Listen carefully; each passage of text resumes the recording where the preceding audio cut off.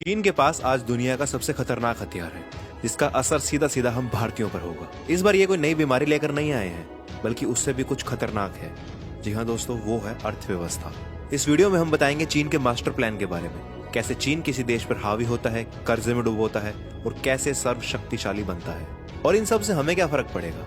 जानने के लिए वीडियो को अंत तक देखें, बीच में कुछ भी स्किप मत कीजिए, क्योंकि ये हमारे लिए जानना बहुत ज्यादा जरूरी है। मार्च सन 2020 से बीजिंग से अंडर वाटर ड्रोन भेजे जा रहे हैं। क्यों?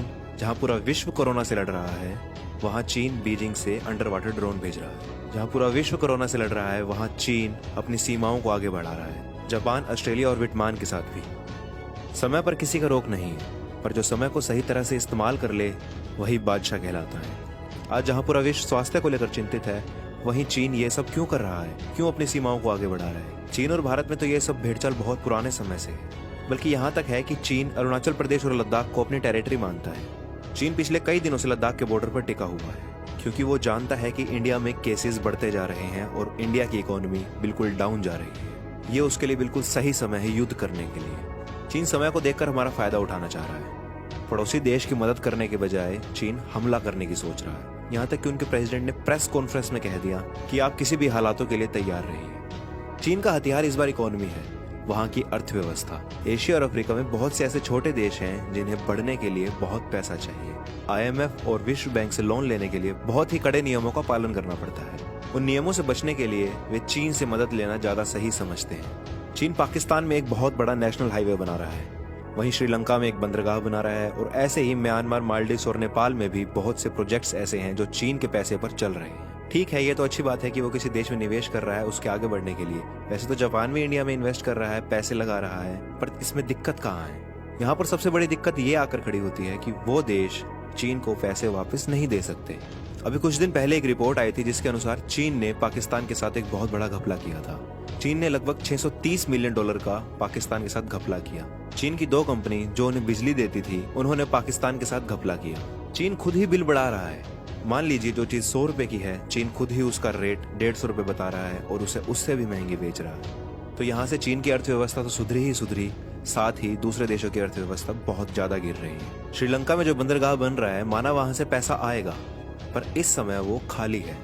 जो उसकी लागत है उस पर लगी हुई है, उसके साथ साथ उस पर इंटरेस्ट बढ़ रहा है। अगर उस बंदरगाह को कोई यूज ही नहीं करेगा, कोई इस्तेमाल ही नहीं करेगा, तो लोन के इंटरेस्ट की वैल्यू बढ़ती जाएगी और ये धीरे धीरे, और यही देश धीरे धीरे लोन को चुकाने में नाकामयाब हो जाएंगे। चीन इसी बात का फायदा उठाता है। चीन सीधे सीधे ये बात करता है कि अगर आप लोन नहीं दे सकते तो इसे हमें चलाने दो। ऐसे करते करते चीन के लोग बाकी देशों में बढ़ते ही जा रहे हैं। चीन से पैसा लेकर उन्होंने अपने लिए एक बहुत बड़ी दीवार खड़ी कर दी है, जिसे तोड़ना बहुत ही मुश्किल है। आपको एक उदाहरण से समझाता हूँ। आपको चीनी खाना पसंद है। जैसे ही आप चीनी खाते हैं, आपके अंदर बहुत सारी एनर्जी आ जाती है, पर धीरे धीरे आप बहुत सारी चीनी खाते हैं तो आपका एंड रिजल्ट क्या होता है? आप लास्ट में क्या देखते हैं कि आपका वजन बढ़ गया है। इसी तरह चीन सबको अपने झांसे में लेकर फंसा रहा है। चीन बाकी देशों को पैसे देता है। अगर वो देश उनका लोन चुकाने में नाकामयाब हो जाता है, तो चीन वहां पर अपना व्यापार शुरू करता है और वहां पर अपने लोग भेज देता है। और अगर चीन के नियमों के हिसाब से चलें, अगर युद्ध होता है तो वही व्यापार करने वाली जगह मिलिट्री बेस्ड जगह बन जाएगी।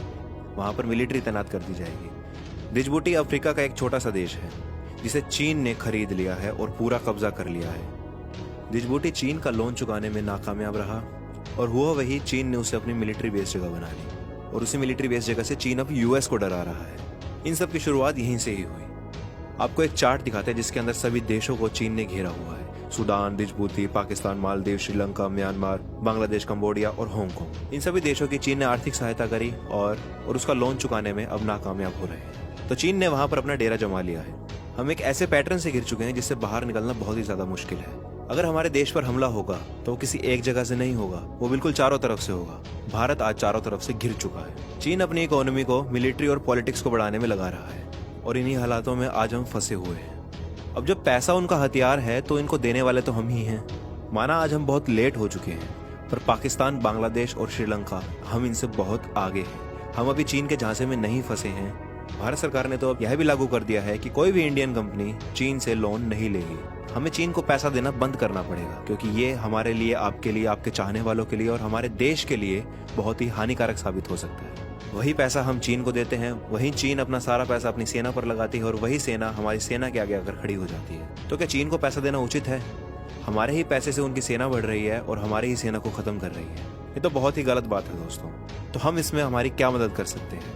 हमें चीन की चीज़ों का बहिष्कार करना होगा। हाँ, मैं मानता हूँ कि ये सब एक दिन में नहीं हो सकता, इसको ख़त्म करने में लगभग 1 साल भी लग सकता है, पर हम शुरुआत तो कर सकते हैं।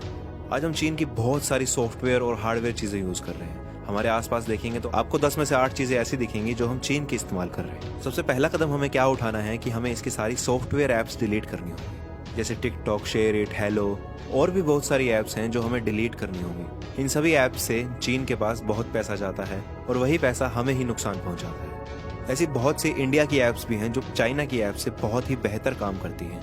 हम उन्हें अपने फ़ोन में डाल सकते हैं। तो आज ही अपने फ़ोन से सारी की सारी ऐप जो चीन के द्वारा निर्मित हैं उन्हें डिलीट कर दीजिए।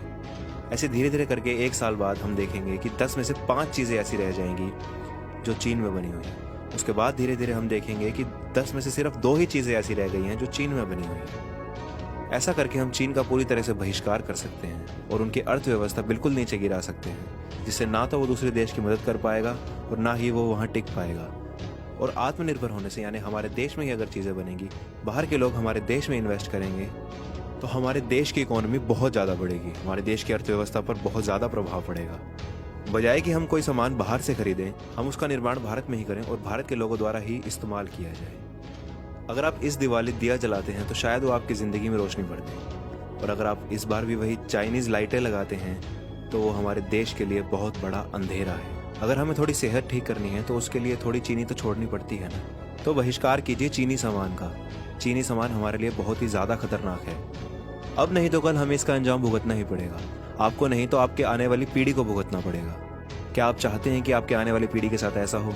ये चीनी सामान हमारे आने वाले समय में हमारे लिए बहुत बड़ी मुसीबत पैदा करने वाला है। कोरोना का तो इलाज मिल जाएगा, पर इसका इलाज मिलना बहुत मुश्किल है। तो आज यह निर्णय लें कि आप चीनी सामान ना ही खरीदेंगे ना ही बेचेंगे। चीनी सामान का पूरा बहिष्कार होना चाहिए। इस वीडियो को इतना शेयर कीजिए कि हमारे भारत देश में कोई भी चीनी सामान ना रह जाए। जो रह गया है, जिसके पैसे लगा रखे हैं, उन्हें बखूबी इस्तेमाल कीजिए, पर आगे से चीनी सामान नहीं लेना। यही हमारे लिए अच्छा है, यही आपके लिए अच्छा है और यही देश के हित के लिए अच्छा है। आने वाली पीढ़ी के बारे में सोचिए। इस वीडियो को इतना शेयर कीजिए कि ये मैसेज हर बंदे तक पहुंच जाए, जिससे सबका भला हो। धन्यवाद।